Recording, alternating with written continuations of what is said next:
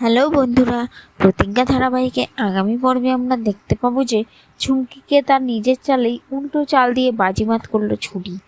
অভি ও ছুটি জামাই ষষ্ঠী করতে আসে আশ্রয় বাড়িতে এবং লুকিয়ে লুকিয়ে ঝুমকিও সেখানে আসে ব্যাগড়া দিতে। অভির চিংড়ি মাছের অ্যালার্জি আছে, সেই জন্য ছুটিকে ছোট করার জন্য লুকিয়ে অভির খাবারে চিংড়ি বাটা মিশিয়ে দেয়।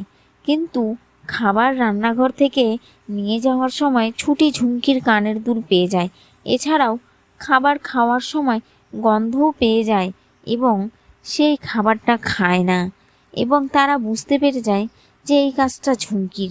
এদিকে ঝুমকি অভির খাবার খাওয়া ও নাটক দেখে না বুঝেই ঠাম্মিকে ফোন করে বলে যে অভির চিংড়ি মাছ খেয়ে খুব খারাপ অবস্থা এবং তখনই ছুটতে ছুটতে ঠাম্মি ও আরও বাড়ির সবাই অ্যাম্বুলেন্স নিয়ে আশ্রয় বাড়িতে আসে।